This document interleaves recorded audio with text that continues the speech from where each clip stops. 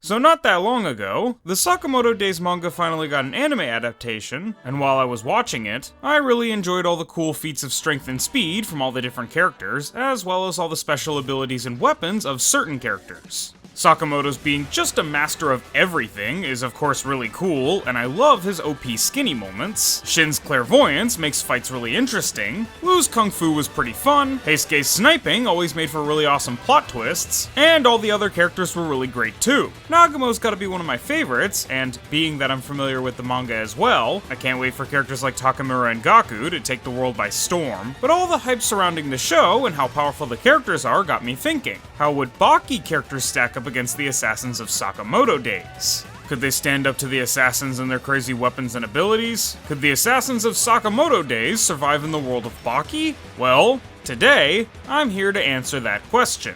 I think it'd be really boring to just rattle off a bunch of strong characters from Baki and Sakamoto Days and just be like, he wins, he loses, he wins. So instead, I've picked out about a dozen or so Sakamoto Days characters, including the main protagonist and the primary antagonist, and I'll pit them up against a Baki character I found to somehow be thematically similar. Like, for example, this wasn't one of the fights I chose, but maybe like Gaia versus Seba, since they can both become invisible. We're talking about a range including everyone from the lowest level named characters like Tatsu and Shin, to god tiers like Uzuki, Sakamoto, and Takamura. So manga spoiler warning for Sakamoto Days, and without further ado, let's get into it.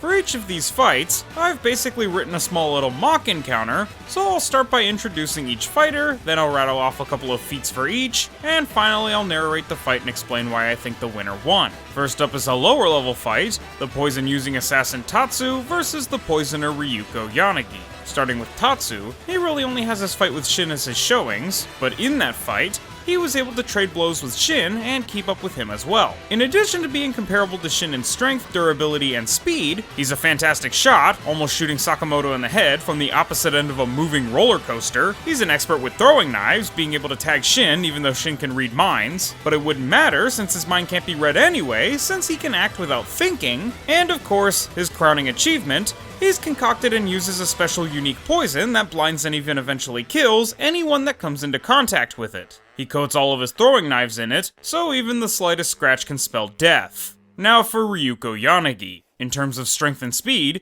he's generally considered to be the weakest of the convicts physically due to his small stature and no feats to the contrary, scaling closest to Shibukawa in raw physical strength. Though his speed is pretty impressive for this era of Baki, being able to keep up with both Baki and Shibukawa, and having his Bendo whip strike attack, which is about as fast as, if not faster than, a real whip, which moves at speeds 2 times faster than the speed of sound. His right hand is a specially trained poison hand, a hand so poisoned it can rot flesh and melt a person to the marrow of their bone with brief contact. He's also a peerless master of the Way of the Void martial arts style, which uses unarmed attacks as well as weapons. He can use the vacuum palm technique to create a vacuum in his palm that he can either use to cover an opponent's nose and mouth to knock them out instantly, create vacuum suction to tear off a person's flesh, or even cling to a ceiling or scale a wall, and he has his Benda technique, a slap that whips the skin, dealing the same amount of damage regardless as to how weak or strong a person is, and causing enough pain to kill a person. With each fighter outlined, how would their fight go? Well, I imagine this fight would take place in the Sugar Amusement Park. Yanagi hears about an assassin specializing in poison and wants a piece of the action. No stranger to fights in amusement parks, a disguised Yanagi, dressed as a janitor, locates and ambushes Tatsu with a rope and sickle, but Tatsu instinctively blocks the attack with a knife without thinking. Caught by surprise but immediately retaliating, Tatsu would move to disarm Yanagi's weapon to gain a range advantage, so Tatsu throws one of his knives at the rope Yanagi is holding, which severs it and makes the rope and sickles useless. Yanagi, impressed by his response time and quick thinking, immediately drops the rope and sickles and tries to close the distance. He rushes Tatsu down and attacks with his bong knock, but Tatsu blocks the attack with his forearm against Yanagi's forearm, and he spits a poison needle into Yanagi's shoulder. Yanagi's vision starts to blur, and he realizes he's made a fatal mistake, but he yielded his flesh to cut his opponent's bone, since he was able to catch a following knife attack from Tatsu with his bong knock and lock the blade up. Both men opt to quickly discard their weapons, but Tatsu is quick to rearm himself for close range by sticking knives between his fingers and making a fist. Yanagi's face twists into a sinister smile, and he begins walking towards Tatsu while explaining that he intends to pay Tatsu's custom poison back by using the deadliest poison in the world on Tatsu. Tatsu, with his vibe absolutely rattled by Yanagi's confidence, Yanagi's claim, and Yanagi's seemingly defenseless approach, swings at Yanagi with his poison knife fist, but Yanagi dodges the strike and takes advantage of an opening to counter by cupping his hand over Tatsu's nose and mouth, using vacuum palm. He maintains the technique after knocking Tatsu unconscious, which kills the man quickly. Just as Tatsu explained to the Sakamoto staff, Yanagi is fully aware that a poisoner is going to carry an antidote as a common practice in case they accidentally poison themselves, so Yanagi is able to fish the antidote to Tatsu's poison from his corpse, leaving quickly before the police can arrive.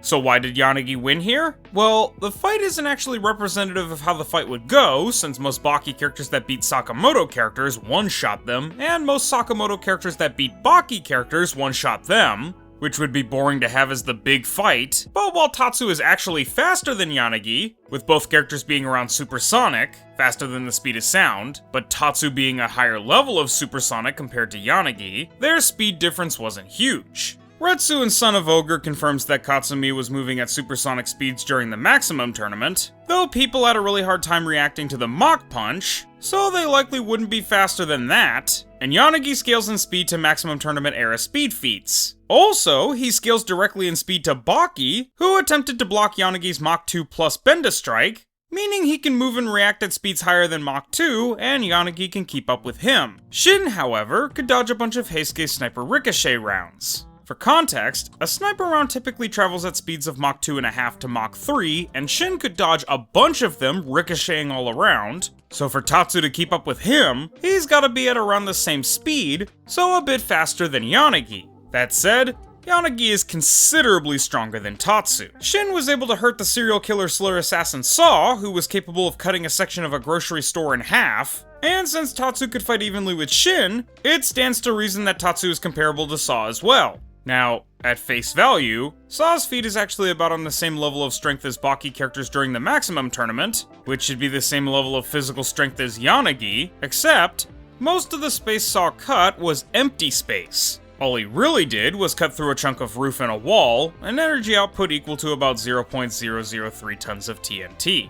Adversely, Yanagi, even by just scaling to Shibukawa, who trades strikes with Doppo, who should in turn be comparable to, if not stronger than, Hanayama, Katsumi, and Retsu at the time, should at least be comparable to Spec's feat of damaging the Statue of Liberty. Yes, Spec is enormously stronger than Yanagi, but they're all still in the same realm of strength, with Spec's feat having an energy output of 0.02 tons of TNT, over 6 times more powerful than Saw's feat. Even if you wanted to say Yanagi is half as strong as Spec, even though Yanagi traded blows with Baki, and Baki is stronger than Hanayama, who beat Spec, that's still over 3 times stronger than Saw, putting Yanagi clearly above Tatsu. If you want an actual feat from Yanagi himself, when Yanagi used his vacuum palm to tear a hole in his glass cell when escaping from prison, he tore a hole in glass said to be strong enough to withstand a rocket. Considering the resilience of the glass, the size of the hole, the violence of the fragmentation, and the size of the cracks, that feat has an energy output of 0.009 tons of TNT, literally 3 times as powerful as Saw's slash, so Yanagi is, without a doubt, comparable in speed to Tatsu while also being 3 to 6 times stronger than him. I know it's tempting to say something like, there's no way that these characters are that strong, they did XYZ and it was way weaker than that, especially in cases like Yujiro and those that scale to him being in nuclear tier. On the one hand, he punched an earthquake and made it stop. But on the other hand, his punch only left a small crater the size of his fist, and he struck walls in the ground other times and didn't destroy everything, so how can he be nuclear? These are all just environmental destruction inconsistencies. Every battle manga or comic has them.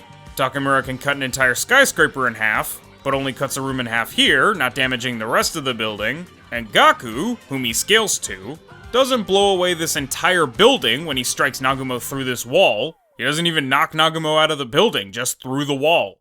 If every attack from every character in these battle manga and comics always accurately displayed their full destructive capacities, then mangas and anime like Dragon Ball Super would literally end instantly because the raw kinetic energy from Goku's strikes that can destroy a universe as early on as Battle of the Gods, would blow up every single planet he fought on in a single strike, but that doesn't happen. Sure, you can claim ki control, as I've seen people do, but not only does that not work because there's no evidence of these characters weakening their ki blasts after firing them with the intent to harm someone comparable to them in strength, but it also happens in other manga as well. Ki control is just that fandom's attempt to explain this inconsistency. In Bleach, Ulquiorra claims that using a Gran Race arrow is one of 2 forbidden things while in Las Noches because it's so powerful that it would destroy the fortress, yet fully evolved Aizen and Dangai Ichigo's attacks can only destroy this moderately sized mountain. The scale is entirely off. People like to ignore statements, but going based on feats alone, nobody but Zeno in DBS has ever destroyed a universe, so he's the only character that's even universal, and besides, I've always personally been of the mindset that statements more accurately reflect the intention of the author, who's word of God when it comes to the narrative of their own story, unless they're pushing something that's completely baseless and entirely inconsistent, which isn't the case with Takamura or Yujiro. In any case, let's move on to our next battle, the Battle of the Karate Masters, Obiguro versus Doppo Orochi. Alright, so for this battle, let's say that since Doppo is a public figure with a lot of enemies, Obiguro was sent to Shinshinkai-Kon to assassinate Doppo. Rather than going the stealthy route, Obiguro decides to dojo storm Shinshinkai since fighting another karate master gives her the shivers. To get Doppo to accept her challenge, Obiguro badly injures Terada, and not only does the taunt succeed, Doppo walks out smiling and acting friendly, but immediately launches a Seiken at Obiguro's face. Catching the drift and understanding that the fight has already started, Obiguro catches the punch, but Doppo immediately follows up with a headbutt that gives Obiguro a nosebleed. Obiguro attempts to counter with a spinning hook kick, but Doppo blocks it with a Sanshin and returns with an eye poke. After having her eyes gouged and her offense completely shut out, Obiguro gets pissed off and uses heel drop, but Doppo catches it with Shinken Shirahadori and fires back with an axe kick of his own, which cracks Obiguro on the top of her head and sends her careening into the ground. She struggles back to her feet and belts off a punch spinning kick combo, but Doppo uses a Mawashi Uke to block the strike and follows his block with a two-handed thrust while Obiguro is spinning to throw her off balance and push her away. Obiguro attempts a thrusting kick, but Doppo uses a Sukuto on her support leg, breaking it and making her kick miss. Then Doppo takes the Tenchi Joge stance, and Obiguro hops up on her good leg and drops into a heel drop, but Doppo blocks it and thrusts a Nukite into her gut. Obiguro counters with a chop that finally lands and cracks Doppo on the head, but Doppo responds by taking the Maeba stance. Obiguro tries to keep up the pressure and attempts to grab Doppo's gi collar to punch him in the face, but Doppo parries the grab from his Maeba stance and counters with a Kokoken. While Obiguro is blinded and dazed, Doppo follows with a toe kick. In an act of desperation, Obiguro attempts an axe kick with her broken leg, but Doppo ducks it and moves into a Fumisatsu. Obiguro is too damaged to continue fighting, and Doppo finishes knocking Obiguro out with a Roppa Geishi. Current Doppo and Prime Doppo would have been exceedingly too strong for Obiguro, but using the Doppo during the Maximum Tournament and new grappler Baki is much closer. He's about as strong as Spec. But unfortunately, this is basically a repeat of Tatsu vs Yanagi. Obiguro is actually faster than Doppo, but not only is Doppo 3 to 6 times stronger than her, but he's also vastly more skilled than her. Things like Sangan, his predictive abilities, and his general skill advantage allow for him to close the speed gap, making this fight even more decisive than Tatsu vs Yanagi, even though Obiguro is probably stronger and faster than Tatsu. For the last of the assassins from Dondenkai, let's pit heavy hitter against heavy hitter. Boiled versus Kaoru Hanayama, the rocket dynamic punch versus the destructive force of the Yakuza punch. Being that Hanayama is a well-known figure in the criminal underworld, let's say Boiled has heard of Hanayama and wants to see if the standing man is hard-boiled. Boiled and Hanayama attack at the same time. Hanayama goes for a roll kick, but Boiled blitzes him with a lariat. Hanayama grabs at Boiled's head to use his Iron Claw technique, but Boiled dodges and unleashes a torrent of super ball bombs that blow up Hanayama. Hanayama's damaged, but he takes the brunt of it and goes for an uppercut. In return, Boiled easily dodges, but Hanayama, clearly seeing the speed gap between them, feints into a headbutt. The headbutt actually catches Boiled by surprise and actually lands and dazes Boiled, at which point Hanayama Tamashiwaris his head against the nearby wall. Boiled starts really revving his explosive gauntlets and punches Hanayama into the ground, and though Hanayama returns to his feet, Boiled unleashes a barrage of explosion-powered punches and kicks, ending with a rocket dynamic punch. Hanayama's face gets totally smashed, but he musters all of his grit to withstand it without budging an inch, and he vice grips Boiled's arm before he can pull it away. Boiled, now only having use of his right arm, goes for another RDP, but Hanayama, accounting for the massive speed difference, times a Yakuza punch to clash the RDP and destroys Boiled's entire hand. Boiled realizes that, at this rate, he's gonna be whittled away, but he also sees that he's much faster, so he takes advantage of his agility and evasion instead of going for frontal clashes. He blitzes around spamming SBBs and kicks, and eventually, Hanayama gets worn down and completely overwhelmed, barely able to see Boiled's movements and completely unable to react to his attacks. After all said and done, Boiled lights up a cigarette and admits that Hanayama's hard-boiled. Current Hanayama annihilates Boiled, of course, being able to keep up with Musashi and hurt both Musashi and Yujiro, but Maximum Tournament and new grappler Baki Hanayama is a different story.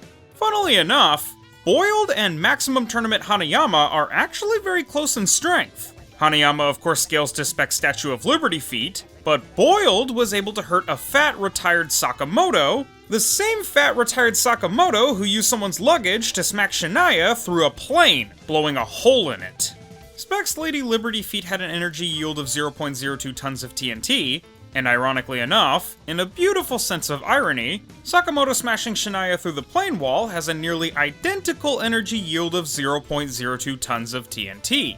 So we got Hanayama, who completely demolished Spec, whose best feat is equal to Sakamoto's best feat in fat form, which Boiled was beating, but not overwhelmingly. In terms of raw strength, I'd say Hanayama gets the edge, but they're ridiculously close, closer than any other match so far. But where it gets interesting is speed.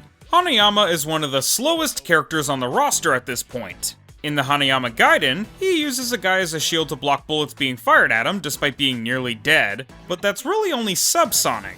Most bullet speed isn't quite up to the speed of sound, with him being able to react to Katsumi's Mach Punch, but being unable to actually move his body fast enough to block it. Boiled was able to keep up with chunky Sakamoto, which may not seem all that impressive, but speed feats in Sakamoto Days rival speed feats in current Baki, so considerably faster than Baki characters during Grappler Baki and new Grappler Baki. From blocking Shin's bullet with a cough drop, to dismantling a guy's gun and striking him before anyone could see, to parrying a bullet from Heisuke's rifle with his bare hand, Sakamoto's incredibly fast, but Fat Sakamoto blocking Lu Wu-Tang's gunshot at point-blank range with his fork is literally a Star Platinum level feat. He had to have been moving at nearly Mach 20 to pull that off. So if Boiled can keep up with him, that means that Boiled is roughly 10 to 20 times faster than the upper limit of Hanayama's ability to react to something, let alone actually physically move to do something about it. In the same vein that Yanagi and Doppo could have killed or knocked out Tatsu and Obiguro in a couple of hits, Boiled could have actually realistically blitzed Hanayama and beat him without Hanayama ever even getting a chance to blink, let alone react to his attacks and clash any of them, even with his amazing timing and precision. So yeah, Boiled actually beats Hanayama. Baki 2, Sakamoto Days 1. Onto the death row inmates. I couldn't resist pitting the Baki convicts against the Sakamoto Days serial killers, but I'm not gonna pit all four against all four, I'm just gonna do half of either team against good matches. So Saw versus Spec, and Dorian versus Apart. Saw and Spec as the two brutes, and Apart and Dorian as the wire users. For these guys, let's do something a little different and start with our cards on the table. There's a point in Sakamoto Days power scaling where top tiers and high tiers absolutely blow everyone else out of the water. Your Shins and Lu Xiaotangs and Heisukes just aren't built out of the same stuff as your members of the Order or your members of Slur like Gaku and Uzuki himself. But as for what's been covered in the anime so far, that's all early Sakamoto, where everything's still relatively at the level where people like Shin can keep up. Sure, you have your Kashimas here and your Boileds there, but order-level threats aren't really present yet, and that includes the death row inmates. Saw gets smashed by Hyo, Apart gets bodied and befriended by Sakamoto, hell, even Minimalist gets destroyed by Nagumo. So again, cards on the table, Spec wins against Saw. Saw's feat is the basis for early Sakamoto Days wall-level power scaling, and Spec's feat is one of 3 of the primary feats used to scale Maximum Tournament and new grappler Baki characters. So Spec is straight up exactly 6 times stronger than Saw, with both of them being relative to each other in speed. Still, it's boring to just say Spec wins in a couple of hits, so instead, here's a little mock battle I made between these two. Spec and Saw both escape death row looking for a good time in Tokyo and find each other. Here's how it goes. Saw starts by using his axe and rope to attack Spec at range, but Spec attempts to close the distance and nearly gets slashed several times. Spec starts to get frustrated and pulls out a police pistol and fires several rounds at Saw. Saw barely avoids said rounds, but it gives Spec enough time to close the distance, stuff a bunch of bullets in Saw's mouth, and use his bullet chomp move, but just like when Shin set him on fire, Saw is barely affected. Saw responds by slashing Spec with his axe, and then following up by attempting to go for Spec's neck, but Spec smashes Saw in the face with a rock he picked up nearby. Spec follows with a stomping kick that launches Saw away, but after landing, Saw starts talking about how fun the fight is and how he enjoys bad endings, but only when they happen to someone else. Saw uses the distraction of conversation to casually saunter over to his duffel bag, at which point he rifles through it for his ethanol, which he uses to disinfect his wounds from the bullet chomp attack and getting hit with the rock. Spec, eager to continue the violence, rushes Saw down, but Saw throws his duffel bag at Spec to blind him. Spec parries the bag, but Saw's axe, which Saw threw immediately behind the bag, gets buried deep in Spec's forearm. Spec grabs the axe and uses the rope to pull Saw towards him, and as Saw is sailing towards him, Spec lurches forward and grabs Saw by the face before slamming him into the ground and Tamashi worrying him into the concrete. Spec then tries to finish Saw off with his own axe while he's dazed, but as he brings the axe down, Saw, thanks to his extreme endurance and durability, dodges, causing the axe to get wedged too deeply into the concrete for Spec to pull out. Saw grabs Spec's collar while he tries to get the axe free and starts wailing on him, but since Spec has top position and more martial arts experience, being that Saw is a former soldier, but Spec is a trained martial artist, Spec is able to wrestle his way into a rear naked choke. Saw nearly passes out, but slams a couple of backwards punches onto Spec's face, then he stands up and falls backwards, slamming Spec into the ground, then he gouges Spec's eye with his thumb, and finally Saw headbutts backwards when Spec's choke loosens to get free. Both men are extremely tired and damaged, but Spec takes his signature stance, Saw raises his guard, and both rush in. Spec uses Apnea Rush, and Saw tries to trade it first, but quickly gets overwhelmed. Saw begs for his life, but the pleas are drowned out by the sound of flesh smacking flesh. Spec gleefully and brutally pummels Saw to death. We knew the end outcome, but I always prefer entertaining battles even if they aren't entirely lore accurate, because, at the end of the day, because of the nature of manga and anime and comics and fiction, a lot of this stuff is up to interpretation, so I think the entertainment should take priority over a reasonable, logical argument that you can back up with statements, feats, power scaling, and calculations. Now onto Apart versus Dorian, and spoiler alert, while Apart might be faster than Dorian since he's faster than Kashima, who is able to keep up with early Sakamoto before getting buffed by Mina, Apart and Dorian are actually about equivalent in strength, but Apart has one specific weakness that makes Dorian a horrible matchup for him. Let's get into it. Same scenario as Saw vs Spec. Dorian attempts to use his wire to wrap around Apart's body, but Apart slices through Dorian's wire. Apart attempts to wrap his wire around Dorian and lightly cuts him, but Dorian nukites Apart through the wires before they tighten, allowing him room to escape. Apart recovers and attempts to slash Dorian with his wires, but Dorian throws up a bottle of acid and the wires slash the bottle, which causes the wires to melt from the acid.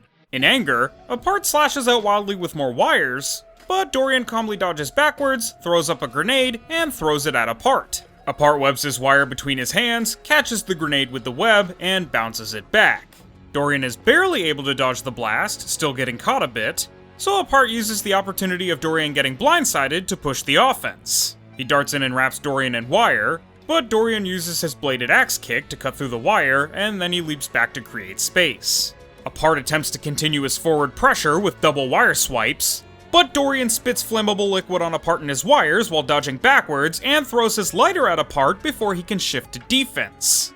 Apart lets his wires burn and removes his jacket to avoid getting burnt himself, but while Apart does so, Dorian takes the opportunity to pull out his signature grease jars and coat his hands in grease. He smashes the grease jars to coat his now greased hands in glass, but as he's finishing up, Apart's recovered and uses new wires to slash at Dorian. Dorian actually catches the wires in his hands and the grease helps to protect him, but because of how sharp the wires are, his hands are still cut a little. Dorian uses the wire to yank Apart towards him, and he uses a kung fu strike on Apart as he's flying forward.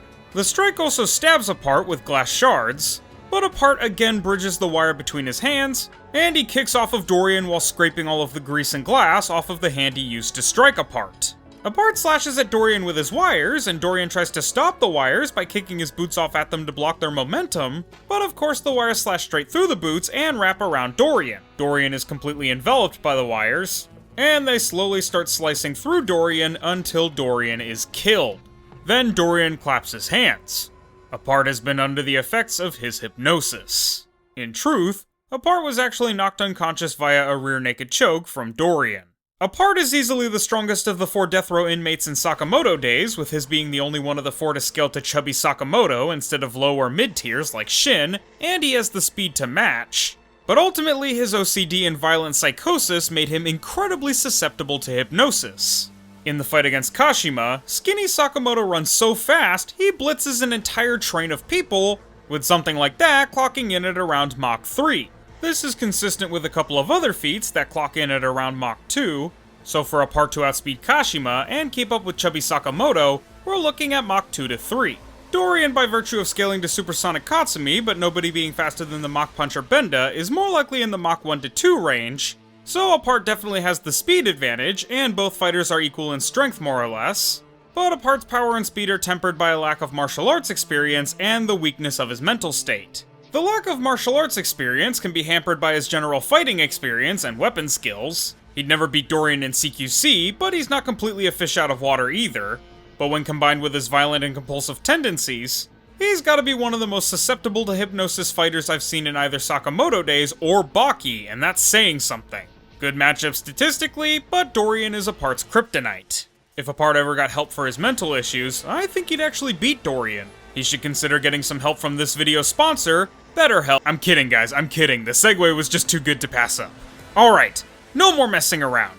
This is where boys become men, where we leave behind wall level and small building and supersonic and all of that, and start talking about the big boys, the high tiers, the best of the best. Let's talk Gaku from Slur versus Biscuit Oliva. Gaku is one of the strongest characters in Sakamoto Days, being one of the only people to ever survive a fight against Takamura, being able to put up a great fight against Nagumo, and being capable of destruction on a grand scale, but Oliva is also a top tier in Baki himself, being capable of some exceptional feats of strength, and being able to fight against or receive praise from fighters at the top of the verse. This fight basically decides which verse is stronger, Baki or Sakamoto Days. Rather than spoiling things, let's just let the mock fight play out. Forget any scenario. As soon as Gaku comes across Oliva on the street, it's game on. Gaku tries to hit Oliva with his mace, but Oliva blocks it with his forearm. Gaku, a bit shocked that he blocked the mace barehanded, wastes no time and blasts him with the mace cannon. The cannon in the mace catches Oliva off guard and blasts him, but it doesn't do a significant amount of damage. Gaku tries to use the smoke to circle around and follow up with a second strike, but Oliva reacts quickly and clashes the mace swing with Hand Pocket. Both men exchange blows, Oliva pounding against Gaku and Gaku railing against Oliva with his mace, but eventually, Oliva grabs Gaku's head and headbutts him in the face. This rocks Gaku, but it's not game over yet. Gaku responds by cracking Oliva on the top of his head with his mace, which causes Oliva to let him go. Gaku then follows up with a 1-inch punch on Oliva while he's hurt, but Oliva tanks it, smiles, and slams Gaku into the ground and stomps on him. Gaku tries to blitz back to his feet and go for an overhead mace strike, but Oliva tackles him through the attack. Enough's enough. Gaku starts the killing speedrun, and Oliva takes the Kongo Rikishi stance. Gaku blitzes in for a mace strike, but Oliva clashes the attack with a punch of his own. Gaku then unleashes a flurry of blows on Oliva, but he tanks them and catches Gaku in a Kanuki, locking up his arms and the mace. With his arms caught, Gaku uses his foot to activate the mace cannon, blasting Oliva in the face. That surprises Oliva and causes him to let go, so Gaku takes the opportunity, hops up, and drives the mace straight down onto Oliva's head, but it does nothing but make a hollow echoing thud. Gaku looks down and sees that Oliva has seemingly furled into a ball. A bit confused, Gaku thrusts his mace at Oliva, but the Balliva immediately opens up and eats him. Yeah, for anyone familiar with both series, this probably isn't that shocking, but Baki characters are quite considerably stronger than Sakamoto Days characters at the highest levels, as well as quite a bit faster too. For strength, the most impressive feat in Sakamoto Days is, of course, Takamura cutting through Tokyo Tower, an incredible feat he performs during the Apart vs Sakamoto fight. The power Takamura had to have generated in a single sword slash to do what he did was equivalent to around 25 to 30 tons of TNT. In Baki, The Retsu Isekai has given us a lot of really great strength feats on that level of strength. The ogre blowing up an entire forest with his storm gust attack, Hades generating enough power to cause a magnitude 4 to 5 earthquake and scatter the clouds above him, and stuff like that. But some people think that the Retsu Isekai is too much stronger than the main verse for that to be relevant to Oliva. Well, the ogre's attack was equivalent to 15 tons of TNT, about half as strong as Takamura's slash. The earthquake that Hades created was about at the same level of power, 16 tons. And Hades parting the clouds above him was actually a little stronger at 35 tons of TNT, but the mainline story has feats that strong and stronger as well. There have been a couple of times throughout the series, like when Yujiro was embarrassed by Ollie Jr., when Baki was taunting Yujiro, or when Motobe angered Yujiro by saying that he was going to protect him from Musashi, where Yujiro was able to shake skyscrapers by stomping or even with just his aura alone. And these feats are all in the ballpark of anywhere between Chubby Sakamoto's power and Takamura's tower slashing feat, but the best, most concrete feat of someone causing an earthquake on the level of Takamura's slash in Baki is when an imaginary Yujiro, created by Baki, a Yujiro Baki claims is weaker than the genuine article, body slams Baki into a wall so hard, it causes his entire city block to think that there's an earthquake or a bomb went off.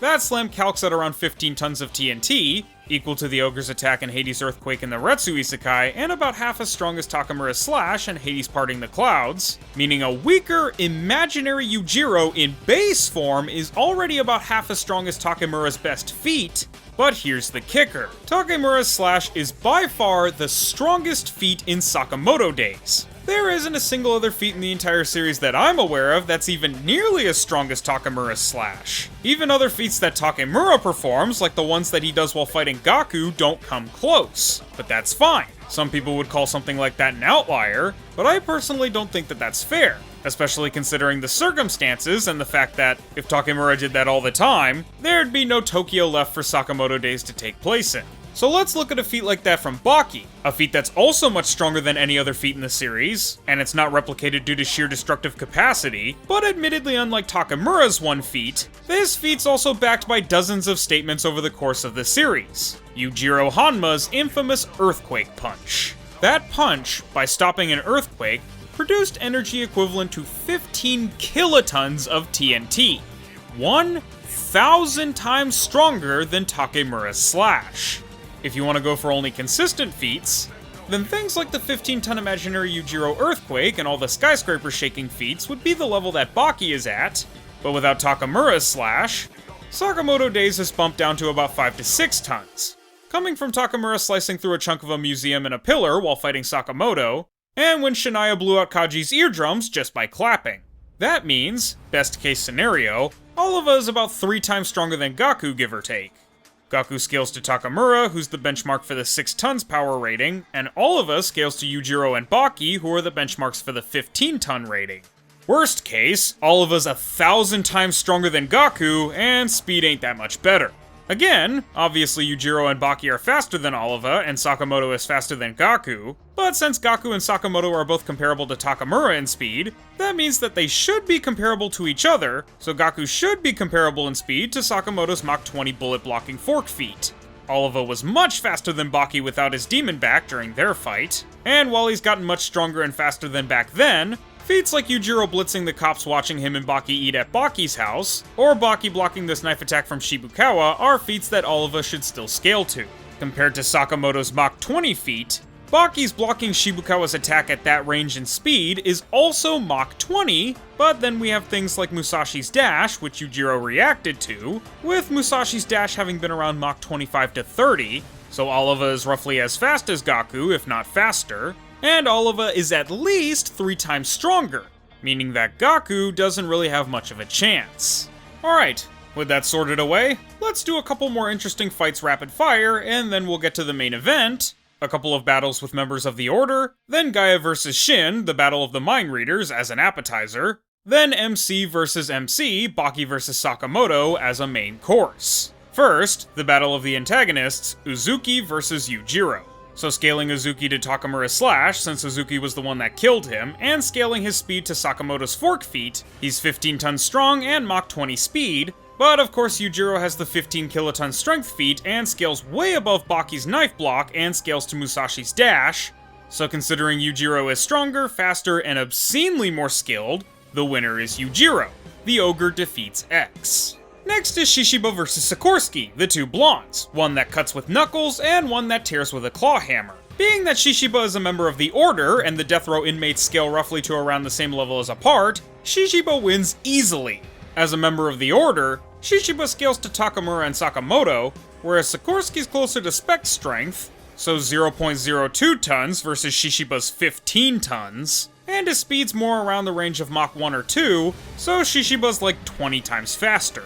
Next, let's do the Battle of Teeth. Osaragi and the teeth of her buzzsaw versus Jack and the titanium teeth of his Godo. Well, Osaragi is also at about 15 tons in Mach 20, but Jack, especially after beating Pickle, scales closer to Yujiro and Baki than ever before, so he would be in the realm of the 15 kiloton feat and Mach 20 plus. Even if you gave Sakamoto Days the Takamura feat and didn't let Baki characters use the Earthquake Punch, Jack and Osaragi would still be the same strength, Jack would be a little faster, or at least the same speed, and, for as impressive as Osaragi is in combat, Jack was already so skilled as a fighter during even the Maximum tournament that he, on the spot, created a brand new anti-Aiki technique to counter Shibukawa, who in turn is one of the most skilled fighters in the verse, being the only person in history besides possibly his master to have ever used Aiki in actual combat, and being one of about 10 people ever to have even mastered it, with everyone else in the series having learned Aiki through god tier technique copying skills.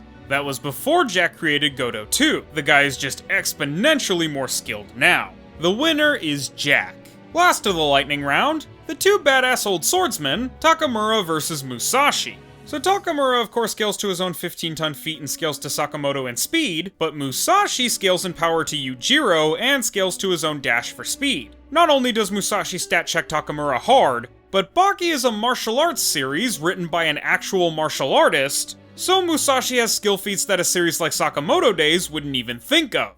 Sakamoto Days is more about using your environment to your advantage, stealth, precision, power, speed, stuff like that. And while some of those elements are present in Baki as well, Baki is more so about fighting a person with martial arts, so Baki characters have feats of skills involving timing, attack range and finding distance, predicting your opponent's moves, countering attacks and techniques, angling, attacking without thinking, combat strategy, level changing, and stuff like that. Hell, everyone in Baki can predict their opponent's moves just through sheer martial and observational skills, whereas the character who's chiefly known for reading opponents in Sakamoto Days literally does so by using his supernatural powers. There's no skill involved.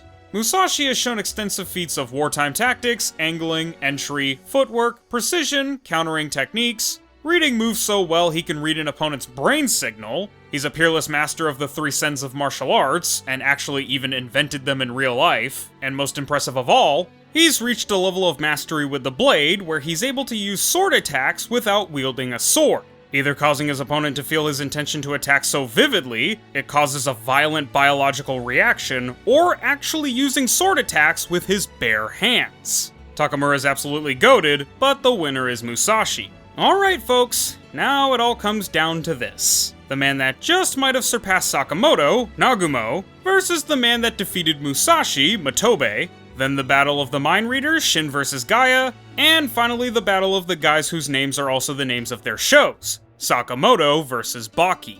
Let's start the fight between Nagumo and Motobe. Nagumo approaches his target disguised as one of his disciples, a man named Junichi. Nagumo uses the element of surprise to swing at Motobe with his multi-tool weapon, but Motobe reads Nagumo's body language to tell that he isn't Junichi and predicts Nagumo's attack. Motobe clashes the attack with a katana and then throws the katana at Nagumo's leg, but Nagumo dodges backward. Motobe follows up by throwing shurikens at Nagumo while he's still mid-air, but Nagumo equips dual blades and parries the shurikens away. Motobe, without losing a beat, strikes around Nagumo's blades with his weighted chain, but Nagumo mitigates the damage of the attack with his blade. Motobe goes ahead and wraps his chain around the blade and pulls it away from Nagumo, but Nagumo replaces the blade and rushes in with his dual blades. Motobe blocks his rush with his Kusarigama scythe, but Nagumo throws a dice to roll for his new blade from his multi-tool, and he rushes in with a machete at high gear. Motobe throws a Tonto at Nagumo as a distraction and cracks him on top of the head with a bokken, so Nagumo switches to a scythe and cuts the bokken in half, and Motobe complains about Nagumo destroying all of his weapons. Nagumo apologizes about that and comments that he needs a more reliable weapon like his multi-tool, and Motobe suggests a truce since he finds himself without a weapon. Nagumo agrees and says that Motobe seems to have not been his target anyway. Motobe offers Nagumo some smokes and a drink before he goes since he's such an impressive fighter, and Nagumo almost takes a drink, but then casually reveals that he knows the drink and the cigarettes are poison.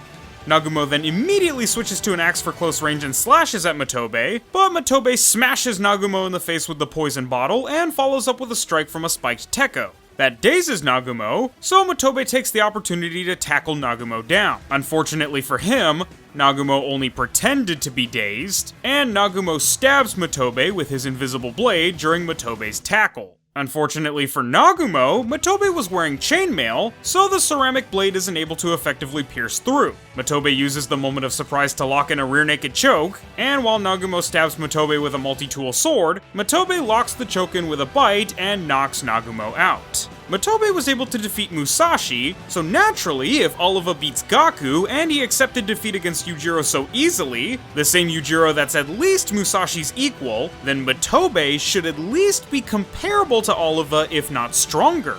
That's the same Oliva that I decided would beat Gaku, so of course, if Motobe is stronger than Oliva and Gaku and Nagumo are roughly comparable due to their hard-fought battle against each other, Motobe would be above Nagumo.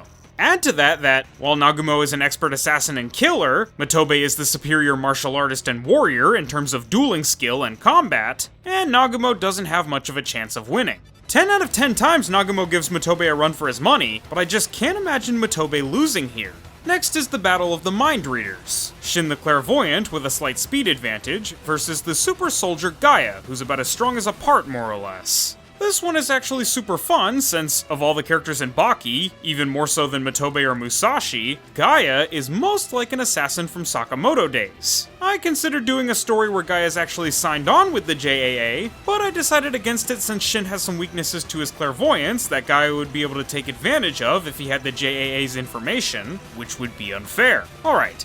Let's say that Gaia is contracted by a third party with ties to the JAA to take down Sakamoto. Shin intercepts him as he approaches the shop and attempts to stab Gaia, but Gaia parries the attack with his ballistic knife. Taking advantage of the close range and the surprise of the ballistic knife's extended range, Gaia fires the knife at Shin's face, but Shin reads Gaia's mind and sees his plan, which allows him to dodge. Seeing that Shin predicted his attack and believing Shin to have done so by analyzing him like Musashi did, Gaia slips into a nearby alley and loses Shin. Gaia then starts to camouflage himself to blend into the urban surroundings and, after getting the drop on Shin, slashes at him with a blade of grass, but Shin's ability to read minds in a radius allowed him to read the attack and dodge it. Fortunately for Gaia, Shin was unable to completely dodge the attack due to Gaia's camouflage and the surprise of the attack, similarly to how he had difficulty dealing with Seba, and Shin's face gets slashed. Gaia follows up by throwing a knife at Shin, but Shin dodges and goes for CQC. Gaia tries to stomp on his foot, Shin predicts and moves his foot out of the way, and then Gaia predicts Shin's prediction and headbutts him when he looks down. Panicking and needing to reassess, Shin creates space between him and Gaia, but Gaia uses Water Bullet using pieces of broken cement from the sidewalk that cracked when Gaia attempted to stomp on Shin's foot as ammunition. Shin attempts to dodge the Water Bullet, but he gets caught with a couple of pieces because he can't predict the trajectory of a couple pieces of rubble, a weakness that certain enemies of his have exploited in the past, and one of the rocks from the Water Bullet also severs a nearby power line. The Water Bullet hitting Shin a little, and the sparks from the power line distract him, which allows Gaia the opportunity to attempt to use Fine Arts on Shin with the severed power line. Gaia uses the power line to catch and choke Shin, but Shin severs the cord with his knife, taking care not to electrocute himself, but Gaia uses Shin's caution and attempts to shoot Shin with a handgun while he's falling. Shin twists out of the way of the bullets and kicks at Gaia while landing, but Gaia reads his mind and dodges, and both start trading blows after Shin lands. Shin starts getting overwhelmed because of Gaia's superior CQC skills and better mind reading, so Shin uses his mind override on Gaia, forcing him to remain still while Shin stabs him in the chest, but Gaia is able to shift slightly as to avoid a fatal strike at the last second. Gaia, having read Shin's mind to figure out what he did to him, but also not being able to read that Shin can only use this once per person, starts to panic. In desperation to analyze the situation and figure out why Shin isn't just spamming mind override, Gaia uses his eardrum burster and activates his adrenaline to negate the pain and amp his strength while Shin is paralyzed. Unfortunately for Gaia, Shin overrides his mind to move despite the shock of the eardrum burster, and he commands himself to fight and thrusts his blade at Gaia, but Gaia slips his knife attack and puts Shin in a rear naked choke. Since Shin's mind was commanded to fight, he's unable to dodge and is summarily knocked unconscious due to not knowing how to properly escape from the choke. I think my favorite part about this fight was the way that the predictions and mind reading played into it. Shin was using his mind reading to defend himself, whereas Gaia was using his mind reading to push Shin into traps. Shin never really got the chance to go on the offense. Not to toot my own horn, but I feel like I did a pretty good job of portraying a mind-reading assassin who's a novice at this level of skill against a mind-reading master of guerrilla warfare. This fight came out way better than expected, but of course Shin wouldn't win here. Gaia's on the level of someone like Apart, who Shin wouldn't stand a chance against. Gaia is almost like what I'd want end of series Shin to be, except Shin would also have cool mind override powers. Alright guys, now on to the final of this little what-if crossover battle, Taro Sakamoto versus Baki Hanma. To start our battle here, Sakamoto's running errands with his daughter when he stumbles across an arms dealer trying to sell military-grade weapons to a shady underground buyer. Knowing the danger weapons like that would pose to his nearby shop and his precious family, Sakamoto intercepts the deal and takes down the goons with his usual finesse, leaving the dealer barely breathing and unconscious. Unbeknownst to him, the buyer was none other than a Yakuza intermediary with ties to the Hanayama group. Hanayama attempts to resolve the situation, but, thinking this intimidating scar-faced man has come seeking revenge, Sakamoto deftly defeats Hanayama too. Word gets back to Baki that a mysterious, overweight, middle-aged man humiliated Hanayama, so, curious and irritated, Baki seeks him out, not really for revenge, but to see if he's strong. Baki thinks that anyone capable of taking out Hanayama must be a fun challenge. Sakamoto, however, isn't interested in fighting anymore, especially not some small, girlish young man. When Baki approaches him in the street later that day with a challenge, Sakamoto politely declines, but when Baki presses him further, taunting him, blocking his path, and eventually putting his hands on Sakamoto, Sakamoto gets frustrated and starts thinking that Baki might be another one of Hanayama Group's thugs. He adjusts his glasses and drops his bag of groceries. You messed with the wrong person. And then the fight begins. Sakamoto instantly darts in with a powerful punch, but Baki blocks it and immediately goes for an eye poke, intending to shatter Sakamoto's glasses into his own eyes. Sakamoto dodges it and blitzes around Baki to attack from behind, but Baki uses death concentration to slow down his perception of time and attempts to counterstrike by hitting Sakamoto's Jinshu pressure point with an Ippon Ken, but again Sakamoto narrowly avoids the counter. The speed at which Sakamoto is dodging and moving, combined with the tension of the situation, causes Sakamoto to become skinny, and he takes advantage of the moment by leaping in for a kick, and Sakamoto kicks Baki all the way down the street. Baki kicks on the endorphins to dull the pain, and blitzes all the way down the entire street behind Sakamoto before he can even react and attempts to put him in a rear naked choke. Sakamoto barely avoids Baki's grab and axe kicks Baki, but Baki rotates through it and roll kicks Sakamoto on the top of the skull. Sakamoto attempts to counter by smashing Baki with a nearby signpost, but Baki counters the attack with the King Tiger. Sakamoto blocks the knee with his forearms and rolls out of the grapple, and then he attempts a sidekick on Baki, but Baki attempts to catch his leg and put him into a bow and arrow submission. As Baki slips behind him and attempts to put pressure on Sakamoto's back with his knees, Sakamoto backflips through the grip and escapes. Getting the sense that Baki may, in fact, be a grappler, Sakamoto uses a nearby shard of glass from all the debris of their battle so far as a knife and tries to keep Baki at length, but Baki fires back with a series of seikens. Sakamoto ditches the glass after Baki's punches begin to overwhelm him, puts a traffic cone on Baki's head, and kicks Baki straight up into the air, but Baki rolls through the kick and uses Ukemiwaza to land right on top of Sakamoto and put him into a submission. Sakamoto reverses the submission, draws a handgun, and fires it at Baki's arms and legs to incapacitate him, but Baki level changes, darts in, leaps up, and drop kicks Sakamoto right in the chest. Sakamoto slips into an alleyway to recover, and Baki decides to just wait for him to catch his breath. Sakamoto eventually ambushes Baki and blindsides him with a park bench, but Baki grabs Sakamoto and suplexes him straight into the concrete. As Sakamoto attempts to recover, Baki hits him again with a Gotai Jutsu, hitting Sakamoto with his entire body weight focused into a single strike. Baki then finally attempts to finish Sakamoto off with an enzugiri, but Sakamoto uses a pen in his pocket to stab Baki in the leg when he kicks. Baki puts Sakamoto in a front loop necklock, but Sakamoto drops his weight and pries Baki's arm just enough to get out of it and flicks lead from a mechanical pencil into Baki's eye. Baki dodges it and slips Sakamoto into a new cobra, but Sakamoto sticks a sticker onto Baki's eye and uses his belt to reverse the submission into a choke. Baki wrestles against him and transitions into a single leg figure 4, but Sakamoto uses a business card to slice Baki's leg.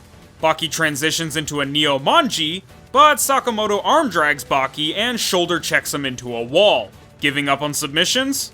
Baki goes for a jumping backdrop using Sakamoto's own momentum, but Sakamoto twists his hips and kicks Baki as he's being smashed into a car. Sensing that this isn't a fight that he can win as he is, Baki finally activates his Demon Back and Demon Brain. Sakamoto leaps in for a kick, but Baki passes his leg and uses his momentum for an Antonio driver. Sakamoto gets back up and tries to unleash a flurry of strikes on Baki, but Baki is able to parry them all, close the distance, and put Sakamoto into a spinning lotus in an attempt to finish the fight. Sakamoto cartwheels through it and escapes, but Baki's soccer ball kicks him in the head while he's cartwheeling. Sakamoto recovers and swings at Baki with a parking meter, but Baki checks it with his leg while performing a Shining Wizard on Sakamoto. At this point, Sakamoto can barely stand anymore, though Baki himself has seen better days. This is one of the hardest fights Baki's had since his fight with Jack, and Sakamoto has only ever been this overwhelmed by Takamura. Baki uses a mock punch on Sakamoto, but he grits his teeth and recovers. Sakamoto attempts to punch Baki, and though the strike breaks Baki's jaw, Baki catches the arm and uses Arm Breaker. Sakamoto instantly follows up with a round kick, not even pausing for the pain, but Baki, in one final last-ditch effort, uses Cord Cutter to sever Sakamoto's carotid artery. Sakamoto can no longer continue, but since I think it would fucking suck if Baki killed Sakamoto, after he passes out, Baki actually takes Sakamoto to Dr. Umezawa, the legendary connector, and he's able to repair Sakamoto's artery, save his life, and then Baki explains the misunderstanding to Sakamoto when he wakes up. The end. Alright, that's how I think a fight between Baki and Sakamoto would go. Baki's about as strong as Musashi. I think Musashi would beat Takamura in a 1v1, and Sakamoto had to jump Takamura when they fought, and he still technically lost. That's basically Sakamoto Days' only significant loss against Baki on the whole. People like Shin and Saw and anyone that isn't Order level is in the same strength range as the Kid Baki arc. The near Order level assassins like Kashima and Apart are on the same level of strength as characters from the Maximum Tournament, the Death Row Inmate arc, and even the Raitai, but it's when people in Baki start scaling to Yujiro that not even Order level assassins can beat them. Speed is pretty damn close though. More often than not, Sakamoto Days is going to have the speed advantage, but the skill gap is more than enough to make up for any failings of speed. So that's Baki versus Sakamoto Days. Thank you all so much for watching. I hope you guys enjoyed this. I've just been really enjoying Sakamoto Days recently, and wanted to make a fun little video pitting some powerful Sakamoto Days characters against characters from Baki. Sakamoto Days has some great characters, awesome feats, and fantastic fights, and the verse scales pretty closely to Baki to boot, so I couldn't not do it. But let me stop yapping. What do you guys think? Do you think Sakamoto Days would take it? Why? Let me know in the comments down below, or heck, you can even join the channel Discord server and debate me on it, link in the description. I've also opened a Patreon for anyone that's interested in supporting me. You guys really help me to keep making videos, and I'm forever grateful. Alright, that about does it for me. I've been Red Fox, the #1 YouTuber of the Canadian YouTuber Association, or the CYA, and I'll see you all in the next video. Peace.